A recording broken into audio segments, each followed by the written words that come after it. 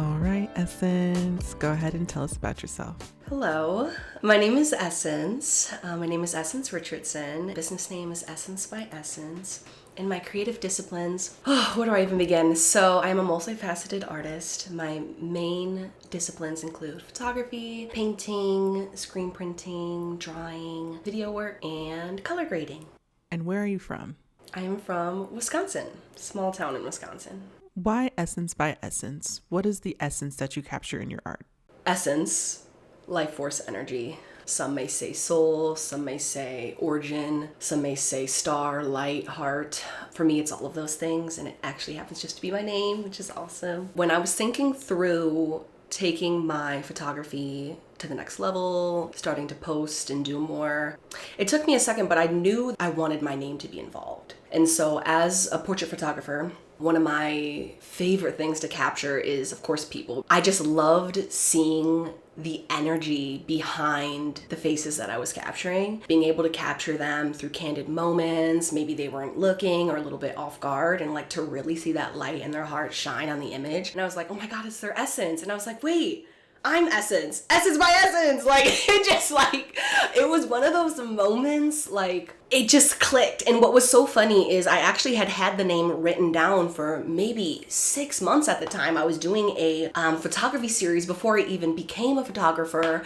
of images that I wanted to take. It was called Natural Essence by Essence, which was a hair book, which more to come on that. But it was a book celebrating the natural hair of African-American women and men, specifically in Chicago.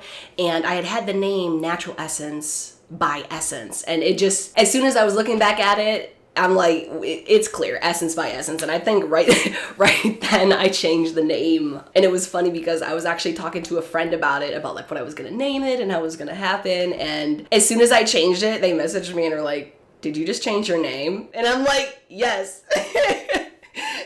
Yes. And then from there, it's just been Essence by Essence. I love it. Yeah.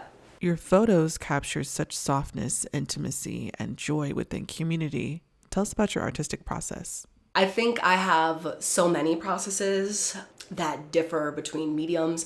I think for photography, one of the main things that gets me excited when I hold a camera is observation. I think the more I observe a space in a group of people or a community, I can kind of start to get an idea of like the energy of a person or a space, or, oh, this person is a musician and they always light up when they start playing the keyboard, or, oh, this person is talking to their friend and I can see the light in their eyes start to shine. And so it's like starting to build those relationships is number one for me. For me, any medium I touch, there's a level of intimacy. And when I'm taking pictures of people, even though I do take a lot of candid, I do a lot of kind of off-guard type of shots, I always like to make sure I honor the person that I'm taking the photo of. I always want to compliment the person.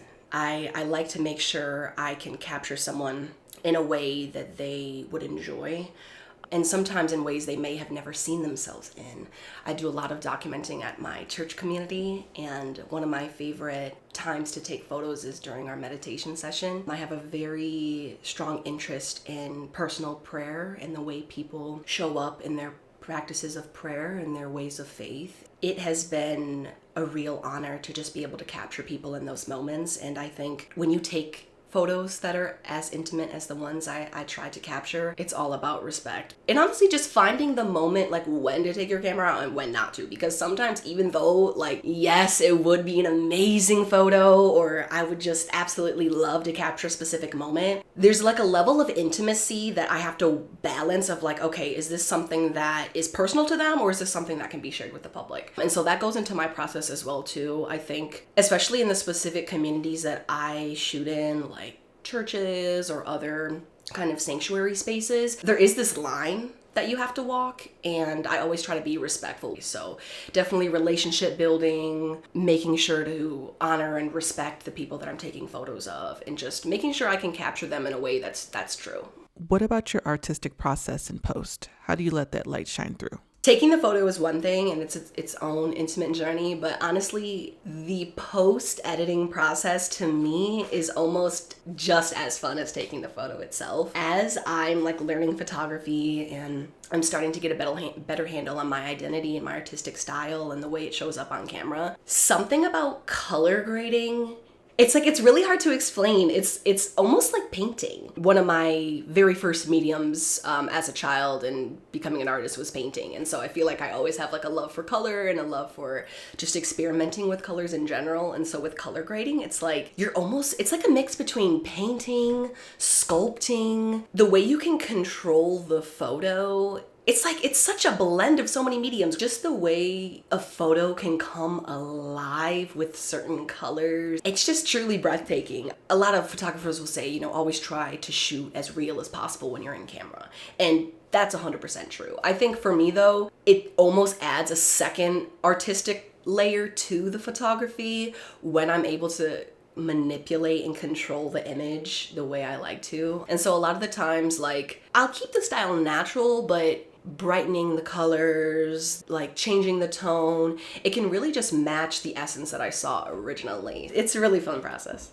Why community archival? Community archival was a term that I learned this year. I've always had a very strong desire towards community. The environment I grew up in a small town, there just wasn't much of it there. And the ones that were there were not aligned with the ways that I wanted to show up in my own identity. Black woman as an artist. So coming to Chicago and being part of spaces that really allow me to shine in the way that I am, it just was 100% clear that I wanted to take photos of that. I think for me, it was almost like a way to solidify my new life. I think having pictures, it almost made it more real, especially like growing up. There were so many times where I unfortunately actually deleted a large portion of my social media or things like that. I mean, of course, when you're a teenager, Instagram, Snapchat, that's, basically your life at that point. Anything you post on there is who you are. And if it's not on there, then it's not you. Kind of going through that shift where I deleted everything. It was gone.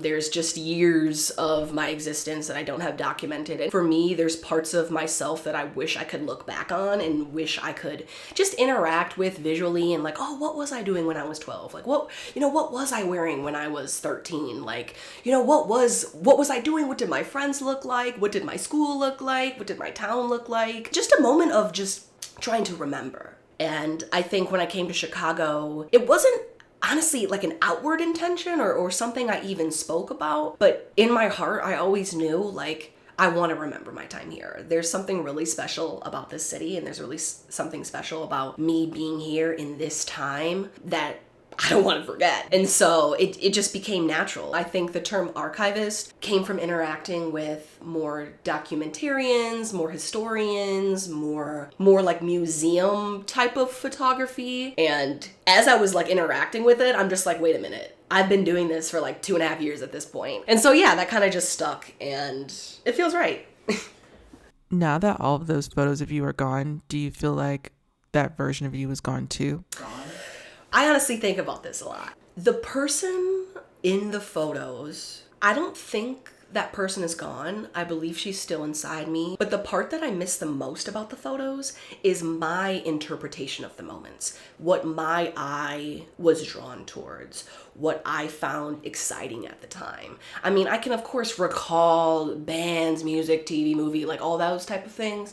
But those little, selfies I took in the bathroom with my childhood best friend, or just things we did after school and things of that nature, like just, we have our memory, but something about photography just makes it solidified and it gives it almost like an anchor point. And so, that person is still in me. Honestly, I feel like I've been communicating with her more as I lean into my artistic journey and my photography journey. I just wish I wasn't so stubborn about like journaling at the time. I was a very emotional child. I still am. But I think like a lot of the times I like let self-criticism get in the way, or I let judgment or insecurity. And so I think during that time I was just so angry with myself in life that I was like, I don't want to even think about this. I don't want to remember this. And now, like, looking back, kicking myself in the butt, like, of course I want to see this. Like, why would I not want to see little me? Like, even now in my photography journey, like, I'm realizing, like, I don't have that many pictures of myself. Thousands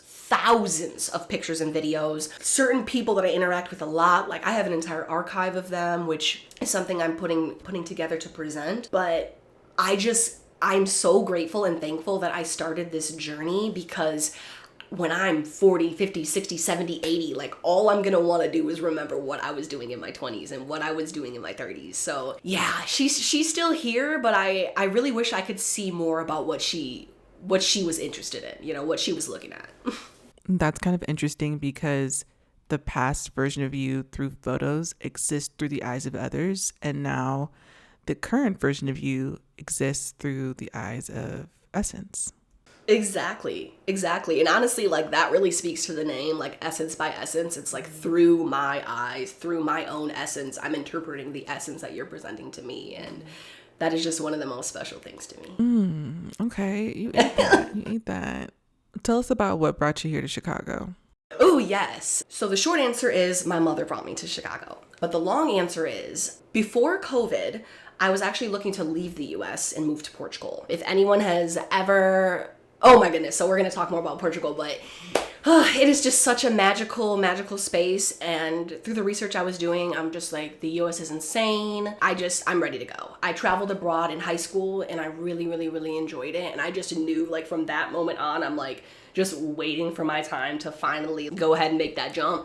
And so pre-COVID, I'm planning this trip. I'm applying for residence citizenship and, like, getting my visa in order, and literally was about to dip out at that point. Of course, come spring 2019, when I was planning everything out, and come COVID, and everything's done. And so a lot of my plans ended up halting. My education plans changed. My living status changed. I moved another city in Wisconsin. It all kind of fell through the cracks. And so at that point, I just was so unhappy, because I just wanted to be in a different type of environment. And I was living on my own at the time. And when all of this transpired, I actually ended up moving back in with my mom. I wanted to save some money, like, for traveling once this ended, thinking it was going to be some, like, you know, couple month, you know, fiasco. As the time went on, my mom and I both were like, something still isn't quite right. And so it wasn't until a few years later, we just decided, like, you know what? Okay, we're not going to leave the country, but we are going to move. When I tell you these stars aligned, God really did his thing. Coming up on 4 years. Oh my goodness, like, I don't even know how to describe Chicago. When I think about Chicago, I always think of rebellion. Coming from a really small town where everything's very cookie cutter, I think it was an amazing culture shock to see people just existing in such expressive ways. I think when I moved here, it's like I'll have to go back and, like, look at, like, how my style has evolved and, like, how my hair has evolved and, like, everything like that. But it is just such a beautiful city when you're looking to find a way to express the you that you've always known you've had inside of you. Being in a space where other people are taking those risks, it is really truly like nothing else. Being around creatives, being around artists, being around people who do what they want, and not in an arrogant way, but in a, I'm choosing me. I'm choosing my life, I'm choosing my future, I'm choosing my artistry, and I'm not going to allow certain social hierarchies or structures stop me from existing. And I think coming from a small town, that seemed like a very foreign concept. I think even today there's, like, certain things I'm like, wait, you can do that? Like, you can put beads in your hair and wear scarves and hats together? Like, it seems so simple, but it really shined a light of just how silent and small, like, I felt I had to be growing up. It has just been such an evolution. Now, don't get me wrong, Chicago definitely has its moments. Someone described it to me as having a big personality, and that is very correct. Even through all of the things that Chicago is, you can't claim that this is not a special city, so it definitely has that. Okay, let's dive a little bit deeper into your trip to Portugal. Oh, yes. So, like I was saying before, I wanted to try to move out of the US pre-COVID. One thing that really drew me to Portugal was one, its leisure lifestyle. One thing for me, I never really had the word until I moved to Chicago, but just the force of capitalism on our bodies and the rat race and the constant moving and doing and having to work and produce to feel and be something was just honestly a narrative I've never subscribed to. And I think in the environment I grew up in, it kind of seemed like that was the only way. And so as I got older, I just knew there was something more. I knew there was something else out there. When I was doing my research, Portugal was one of the highly rated places to travel as a Black woman, as well as a solo Black woman, just due to the safety of the country. And then also just the leisure and like kind of playful lifestyle that they live, which after I went, I saw that to be completely true. When I was looking into it, obviously those things were important to me, but like I said, also the representation, the racial representation. What I didn't know is that there's a large number of Black Americans who retire in Portugal, just due to some of the lifestyle changes and the food and the weather. It made me really happy in my choice to choose a place where I would see people that looked like me. And so that was kind of some of the main reasons I decided to go. I think once I got there, it completely exceeded any and everything that I hoped it could be. One thing, it's like hard to explain. It's like, it just is such a magical space. I think between the weather, the slow paced living, passion, and just like alive from the interactions that I had. They don't take their life for granted. They really prioritize fun, play, family, relationships, community, really being present in the way they show up. People in conversations were engaged. I was able to sit at a restaurant and eat for 3 hours without like feeling like I'm being rushed, or actually just more invited to slow down even more. I think it was a little bit of a transition for me because I'm like, let's do this and let's do that and let's do this. And they're like, well, we're just gonna hang out here. And I'm like, hang out? I'm like, wait, we can do nothing? Which honestly is why I went, but I think in practice it was a little bit harder than I expected it to be. And so I think that was really just the magic of I can exist and find happiness with less. It was more about a relational building and relationship building than it was about what you were wearing or how you dressed or how you had your hair. People were actually interested in hearing like who I was as a person, which made me super happy. I think what aided in my experience and kind of my love for Portugal was that I did stay in hostels. It's kind of a mixed bag, but I think for me, it was beautiful. It was really, really beautiful. I think being able to interact with young people who are alive and ready to live and ready to do and be and exist in this world was something that I really looked forward to, and it was just met with complete validation. I remember when I first got there, I checked in and there was a ton of people down, in the little common space, and I was like, oh, I'm just gonna say hi, I'm gonna go to sleep, and they looked at me and they're like, no, you're not. I'm like, oh, okay, what are we gonna do? And they ended up taking me out in the town, and we went and got some drinks and some food, and we just literally roamed and talked and just looked around. That was one of my best nights I've ever had. We didn't do anything, we didn't spend it, we barely spent any money, nothing fancy, nothing glitzy. It was just talking, just being around people that enjoy the life that they're living. And I think that was the biggest takeaway for me. When I came back home, it was a bit of a shock. I'm not gonna lie. I think when you're on vacation and you kind of have that high of oh, I'm living this pretend life on vacation, and then I come home to my reality. But I think the part that really stuck with me is that nothing needs to be fantasy and nothing needs to be pretend, and that I could actually live this life here and now. I think it really opened my mind to just how fast and aimless I was moving, just to say that I was moving and doing something, versus just really sitting with, what do I want? I want to make art, paint, build relationships and community. Those things exist here. But I'm just so forever grateful that I was able to do that trip. And I actually ended up going alone. That was my first solo trip. So I traveled to Amsterdam in the Netherlands, and then I stayed in Portugal for a majority of the time. And then I ended my trip in Paris, which was, oh my goodness, it was such a beautiful experience.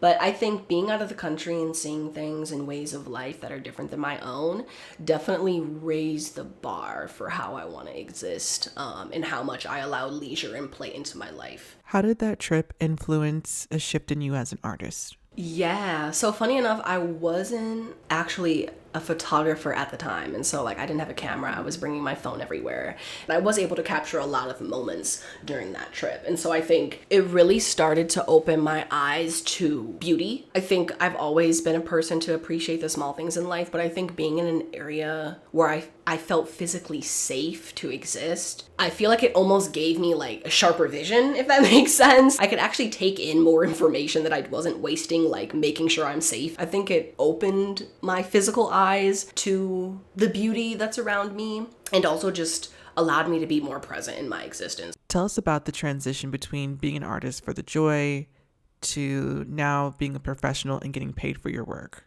Honestly, I feel like I'm still in the transition. I am still trying to navigate going from one identity as an artist to now involving money and pay and clients. I think the biggest difference for me is how to shape your process to involve others. I think as an artist, I can be a little bit individual in the way I look at things because it's coming from my mind, it's coming from my eyes, I don't need to communicate what I'm thinking to my hand. I just kind of know what's going on.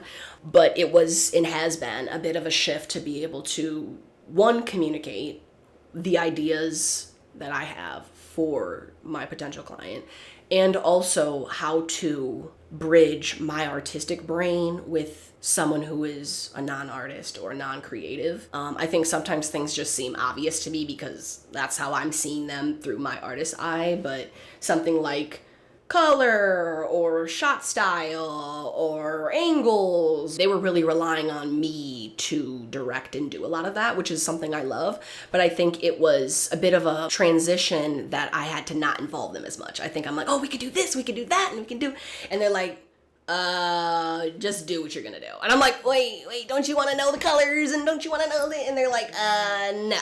So yeah, that was a bit of a transition for me. I think the other part is like transitioning from artist to business to artist to business. I am an artist, period. The business admin, emails, having to put my mind into that mode is a bit of a challenge for me. So I'm constantly trying to navigate, like, am I wearing my artist hat or am I wearing my business owner hat? I think also like transitioning and bringing money into the equation, it brings up a lot of value questions. What am I selling? What are they buying? How much is this worth? How much time is being spent? And so it kind of forced me to kind of look at my work from a more of a bird's eye view process versus an immersive, hands-in, just completely overtaken by the art itself. I had to be like, okay, wait, I spent 6 hours doing that, but the pay was only this much. Like, is that time spent worth what it was paid? Do I need to charge more? Am I working too hard on something? I think trying to find the line between my own artistic perfection and like what the client is satisfied with is still a line I'm trying to find, because I definitely can fall into perfectionism, but honestly, it's just because I take it so seriously and I just really want it to be the way I know it can be. But sometimes, like, I've had this experience where, like, there's like one little thing and I spent so long trying to fix it and edit it, and then I show it to them and they're like, I love it! And it's like, oh, you liked it before I did? Like, wait. Wait, I just spent like 7 hours trying to fix this little thing that you didn't even notice. Like, yeah, I think just that communication of like, okay, what do they actually want? Like, if they want level 2, I'm not going to give them a level 15. And it's not that I'm not going to give and do the best work that I can, but I think there just is a line that can be drawn, and you don't have to obsess over little things that aren't even being noticed by certain people. So honestly, and with that, I think comes a lot of grace, because I'm allowing people into my practice. I'm allowing people to see and experience my work as an artist. And that definitely comes with some growing pains. Take us back to that feeling of receiving your first check, going from that realization of I can do something that I love and I can also sustain myself from it. That's a good question. Every day I wake up and realize that I'm an artist, I'm in shock. Like, it just, I'll come into my office, I'll see my work, I'll see, my drawings, my paintings. I'm just, every day, I'm just in awe. And so, like, as money comes into the equation, I'm starting to get paid for the work I want to do. It's almost like a pinch me moment every time it happens, because I've always dreamt and prayed about moments like this. Like, it's like, I don't even, it's scary, it's exciting, it's nerve-wracking, it's bubbling. Like, I don't even know the words for it. It's just so much excitement. I think with me being in the early stages of my career, I'm still in that, like, this is real. What does the current version of you have to say for the younger artist version of you, little Essence that deleted all of her pictures in Wisconsin? What advice do you have for her right now? There is nothing wrong with you. You are not too much. You are not too silly. You are not too vibrant. You will be in spaces that love you for you. It's coming. And it seems like it's so far away, but in hindsight, it's just around the corner. And I just wish I can hold her and just say that everything is all right. You're gonna leave this place and you come to a place where you're not only loved, but you're celebrated. Your work is being noticed. Not that it matters that you're getting attention, but I think little me really had a hard time grasping that anybody could like me and that I just was completely unlovable, and that is so far from the truth. You're not trapped, and you've never been. I would encourage her to rebel more, break out of that box, and fuck them. You can be you. You can be Essence. You don't have to shrink or be someone for them to understand, because they never will. They never will. The only thing you need to know is that you understand you, and that you have a voice, and that you have things to say. And it's just a matter of time before you get the platform to do it. Right. That is